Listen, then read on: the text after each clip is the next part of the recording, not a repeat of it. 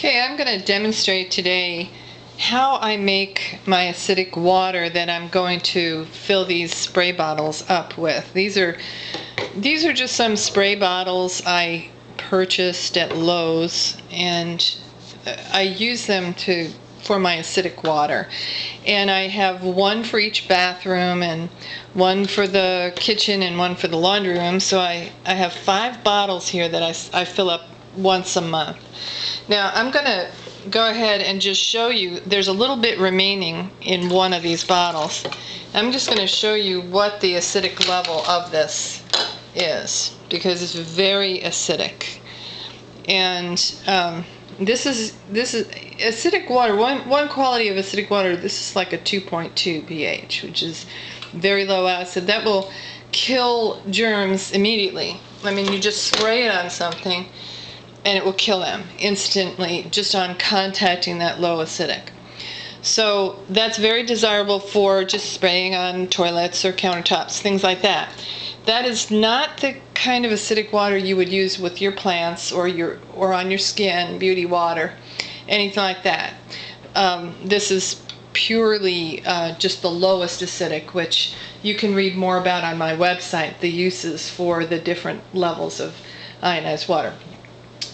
All right, now, first of all, the Athena will get a nice low acidic water anyway, but I'm going to show you how to get the lowest.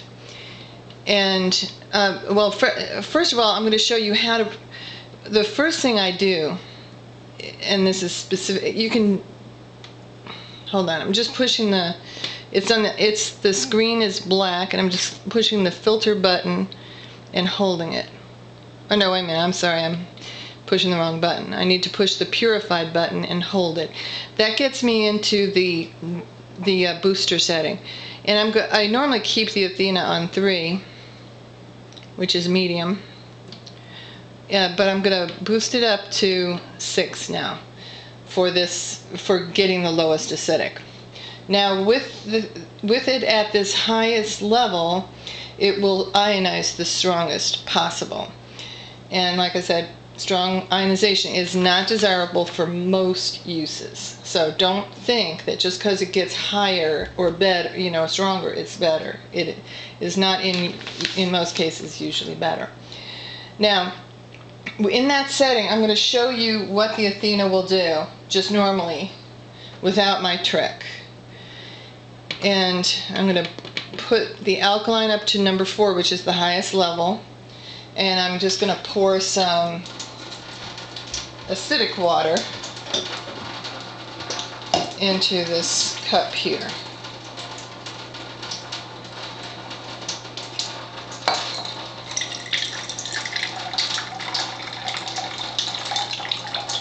Now this is going to be probably my prediction is it will be somewhere in the neighborhood of a 2.5 or 2.6 pH, maybe a little lower. Let's see. So that's the low.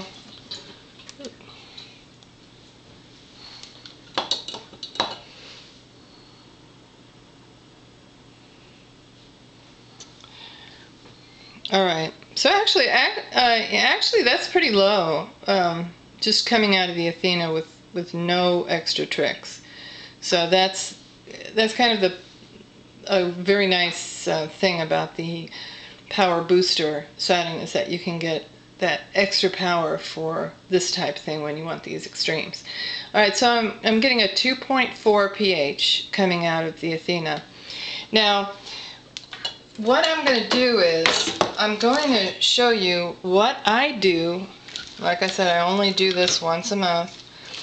And the manufacturer does not recommend this, so I have not demonstrated this online before, and I don't want you to take me wrong and think that this is perfectly acceptable thing to do every single day. But I have rock salt. Now this is medical grade rock salt, and I sell this on my website, by the way. I've had this bag. This bag came about this full when I got it, up to about here. So I've used maybe half of it. I haven't used all that. I've sometimes customers will ask me for a few pieces of rock salt, so I'll just throw some in a baggie and ship it to them, just so they could try it, type thing. So what I do is I really haven't used that even half. I haven't even used this much. I've maybe used a quarter of what you see here worth of rock salt in the last year and a half. So I don't use it very much. Now what I do is I break those bigger chunks into small pieces, small enough to go into this basket. This is a little too large. This basket is very small, so it will only hold smaller chunks. Now you don't want the chunks to be too small. Like if they get down into the granular level, don't put them in there, because that will make it overwork the machine too much. But this size is okay. All right, now to get these chunks, to break them down, this is what I do. I just use a big wire cutting pliers and I just kind of go clonk on them, and it kind of cracks them, and then I can get a nice smaller piece in there. Alright, well, I've got enough pieces now to where you don't need to fill the basket completely. Just, I probably have overfilled the basket, but it's fine.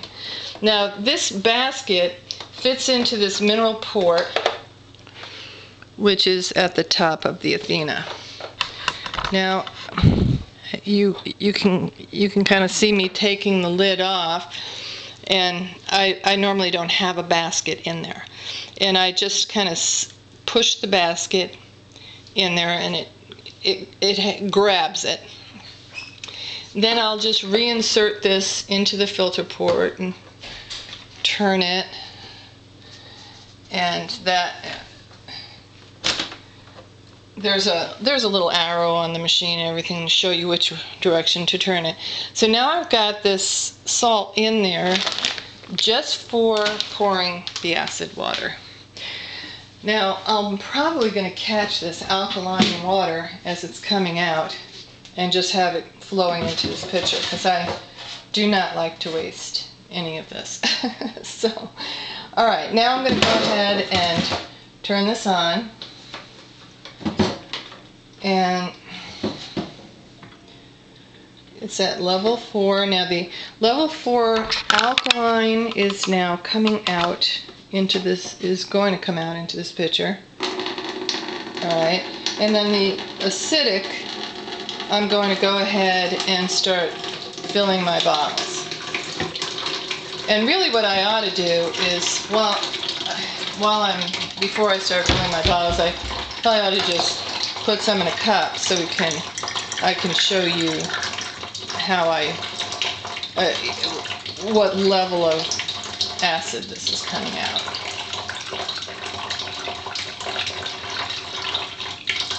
Alright, now I'll fill the bottles. Okay, so I'm going to go ahead and test this and show you what pH it is.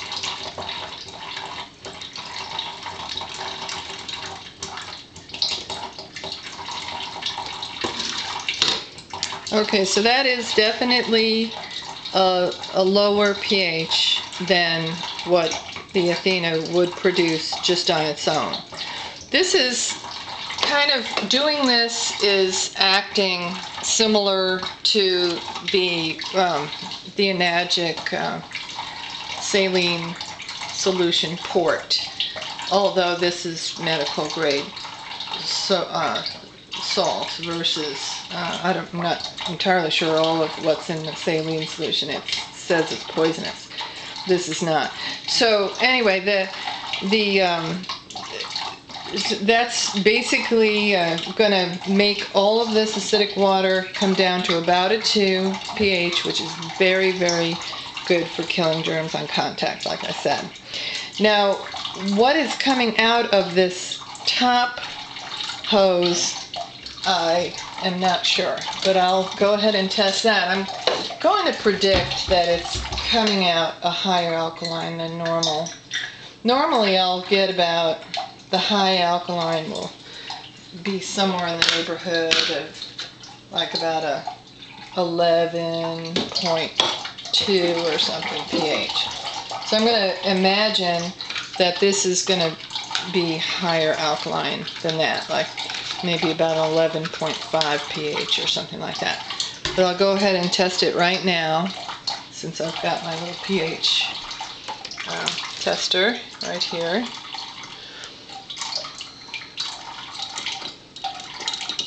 Alright, that acidic is actually a little lower than what I had said earlier. It's down to 1.9, or between 1.9 and 2. Alright, so I'm going to test this highest alkaline, see what it's coming out at. I'm going to speed up this flow just a tad.